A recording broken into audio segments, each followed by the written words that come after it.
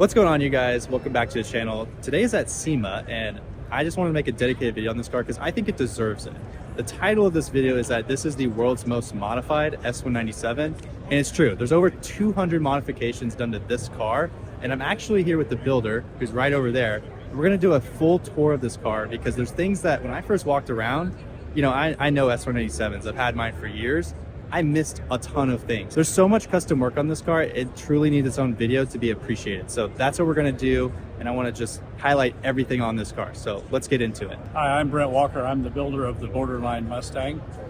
This is a labor of love for me. I've taken the favorite parts of the S197 Mustang to current with just a couple of exceptions and blended them together in a Mustang that I envisioned that Ford never built. So if we start from the front of the car, I enjoyed the 2010 smaller, narrow grille better and the hood. I built the scoop with the air relief in the hood. This is all in metal. I built the grille behind. It has a 2010 grille in the front. There's about 4 inches of the original bumper left because it's the front end of this car is mated with a 2005 through 9 style side. I like the defined flare lines over the wheels, and it was quite a lot of work to blend this together. The only thing left of the 2010 fender is the eyebrow over the headlight and this peak. One of the things you may or may not notice from the video is one of the big modifications to this car is it's been widened 2 inches all in steel on both sides, which makes the car 4 inches wider overall. One of the challenging portions here was these headlights could not come straight out, so they had to come out and back at the same time to follow the 2010 line that I liked, which made this area shrink, and it took quite a bit of fabrication to retain the Mustang fender look. So that was where we widened the car. I love the wide body cars, but I didn't want the Coke bottle effect. Nothing wrong with that, but it just wasn't my style, so that's why we widened the doors. That allowed me to shave the door handles and then do a set of one-off push-down type 3D printed handles. Moving back up, you can see the 70 looking mirrors. Next thing is if you look through the windshield post, this car has a full roll cage in it. We'll show you under the hood in just a minute, but it adjoins to the roll cage. It goes up into the headliner so we didn't lose any headroom, and then reappears out of the back of the headliner. So we have a nice finished look. Under the hood we have, I used a donor car. The power plant is a 2014 Shelby GT 500. Not many modifications since it was rated at 662 horsepower from the factory with cast exhaust, but this car has had the blower pulley reduced, and then it's got ARH headers, long tube headers in it. Some of the other things you might see is, if you're a Mustang fan, the struts are gone. This has a full Cortex Trans Am Racing suspension system, so it is short arm, long arm under the fenders here, and that allowed me to remove the aprons and then fashion my own. And at the same time, you may notice there's a lot of gap behind the largest Ford motor they made in 2013 and 14. The firewall has been cut out of this car, and the transmission tunnel, the dash, the steering column, the pedals, the shifter have all been moved back 4 inches. So that creates quite a bit of room. A lot of the Mustang guys never see their bell housing, but when you're over at this side, you can see that. So I made all the sheet metal panels that you see. For the Mustang guys, the air intake tube always comes at a 45-degree angle, and the breather is right in the same location. But I wanted to see more equal the valve covers. So I built my own tube, and that allowed that to balance out a little bit. The hood insulator replacement is carbon fiber, and we didn't like the black look. It didn't draw enough light to show off the weave in the carbon fiber. So one of my friends that helped me, Shane Henson, came up with the idea that we just mimic what's on the outside, and that's where we painted that there. So wire tears, one of the suppliers we used, Michelle Benson at that company, helped me with all the stuff that you see that's covered on the car, which gives it a nice finished look.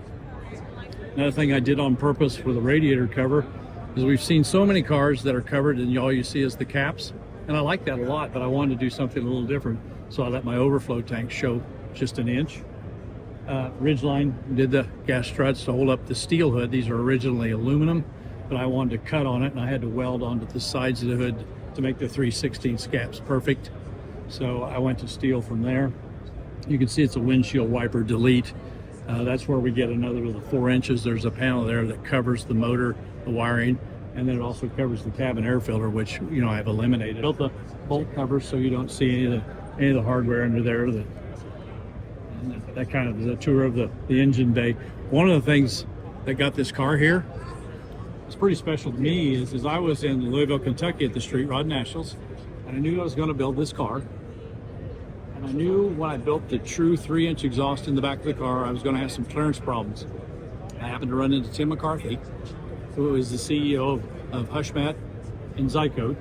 We got to talking about my concerns, and he said he had a product called Zybar that I could spray on the exhaust system front to back and coat it inside front to back, and it would reduce the heat enough that all I would ever need is an inch of clearance. And what a find, because I really had to take his word and it worked great. So I'm very proud of the Zybar products. After Tim and I got to talking about the idea I had for a car, that's what turned into the invitation. That's why I'm in the Hushmat booth at SEMA. And I mentioned Hushmat, well, their products are completely through the inside of the car for all the sound deadening and the control of the heat inside the cabin. If you get a chance, you might look at the handmade rocker panels.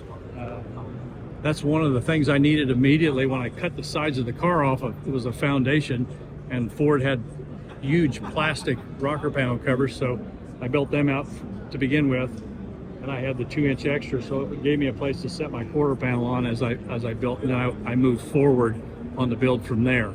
So we have the Ring Brothers charging port because the battery's actually under the deck behind the seat here. But that's a feature that helped build the car pop up. We have the 2020 sculptured roof. The S197s didn't have that. That roof style began in 2015. It's something that's pretty popular on cars these days. I really like that idea, so I cut the roof off. And then I also removed the division here that are in all the Mustangs from the production where they weld the roof down.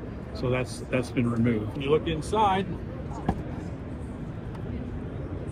you get another look at some of the interior that we had done. That was R2 upholstery in Seymour, Iowa, Rick and Becky Walker. I don't have a clue how to do that stuff. Those are special people, so they did all the 2-color gray. We painted at the shop. We painted the hard parts like the dash cover and the console that remained the same, but they covered everything else from sun visors clear to the tail lamp panel. Beautiful job that they had done. We have some Easter eggs to hunt on this car. The Borderline is the name of the car because it was my idea that it's kind of on the border between a race car, because it's got so many racing components, and a street car, so it was on the border. And you'll see those emblems kind of hidden. We didn't talk about it in the engine bay, but the little emblems are on the coil covers. I don't know whether your camera will pick it up or not, but there's a gray one right there on the dash that says the same thing, and then there's another one on the trunk lid in the back. But if your camera will show it, it's a lot of the Mustangs have a rear seat delete. I cut the package tray completely out, and so that section's completely gone. It's a flat deck all the way to the trim panel that covers the taillights. Something else we want to show, and I give a shout out, the best audio company in the world, Kicker Audio, has got all their components from the sub in the back to the color keyed speakers in the doors, the tweeters in the A-pillar. Thanks to John Myers from Kicker. It was a great deal of help helping us get this installed with the factory Ford dash. And I can't say enough about their help. We're really proud of their products. Something else on this car of note, if you look at the finish, the glossy finish, all this is De Beer products, De Beer refinish. So shout out to my great friend, longtime buddy, Larry Kelso. He and his wife, Tanya, own Performance Auto Color, and they have the premier collision repair supply business in the greater St. Louis area, and have branched out into southern Missouri. So they're taking over down there. Great service, but great products as well. So couldn't be happier with my De Beer refinish products. Had an opportunity to meet David Shart. He and his brother Steven own Forge Line Wheels. What a true bunch of professionals. I chose the CF Series wheels in just a matter of a couple of calls and some measuring. I had a set of custom wheels, which had to have the offset perfect to move out for the wider car, so they'd meet the fenders and look nice like that. Those guys are great to work with. I worked on the rendering for this car for over a year. Carter Hickman out of the St. Louis area did the rendering, and that way we were able to bounce ideas, my ideas, off of him and turn that into a rendering and make sure that we liked what we did, so we didn't build something not like it and have to start over or throw a bunch of stuff away. So I was really tickled with that. Something else that just caught my attention, under the hood, something that's really neat, is Sherilyn Westridge, who spent, I think she built 70-some cars with Chip Foose on overhauling, is a personal friend of Charlotte, my wife, and I. And she has a company called Malwood USA, which we replaced the master cylinder in the clutch, and it has its own reservoir and made this car shift so much easier.